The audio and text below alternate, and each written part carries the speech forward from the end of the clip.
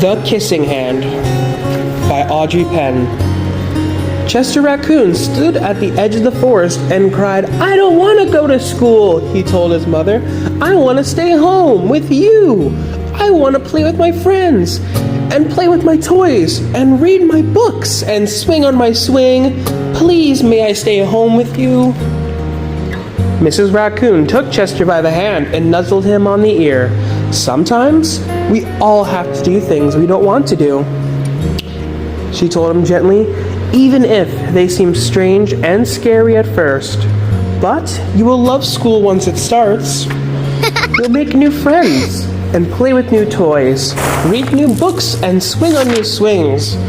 Besides," she added, "I know a wonderful secret that'll make your nights at school seem just as warm and cozy as your days at home." Chester wiped away his tears and looked interested. "A secret? What kind of secret?" "A very old secret," said Mrs. Raccoon. "I learned it from my mother, and she learned it from hers. It's called the Kissing Hand." "The Kissing Hand?" asked Chester. "What's that?"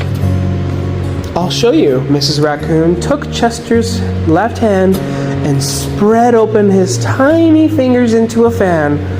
Leaning forward, she kissed Chester right in the middle of his palm. Chester felt his mother's kiss rush from his hand, up his arm, and into his heart. Even his silky black mask tingled with a special warmth. Mrs. Raccoon smiled. "Now," she told Chester, "whenever you feel lonely and need a little loving from home, just press your hand to your cheek and think, 'Mommy loves you. Mommy loves you.' And that very kiss will jump to your face and fill you with warm, toasty thoughts."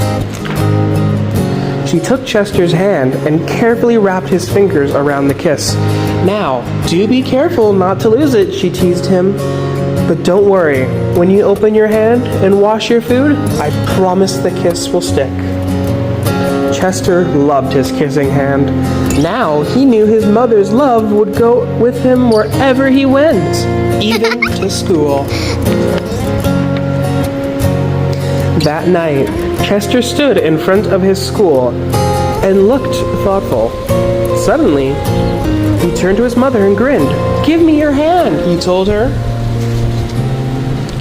Chester took his mother's hand in his own and unfolded her large, familiar fingers into a fan. Next, he leaned forward and kissed the center of her hand. "Now you have a kissing hand too," he told her. With a gentle goodbye and "I love you," Chester turned and danced away. Mrs. Raccoon watched Chester scamper across a tree limb and enter school. And as the hoot owl rang in the new school year, she pressed her left hand to her cheek and smiled. The warmth of Chester's kiss filled her heart with special words. "Chester loves you," it sang. "Chester loves you."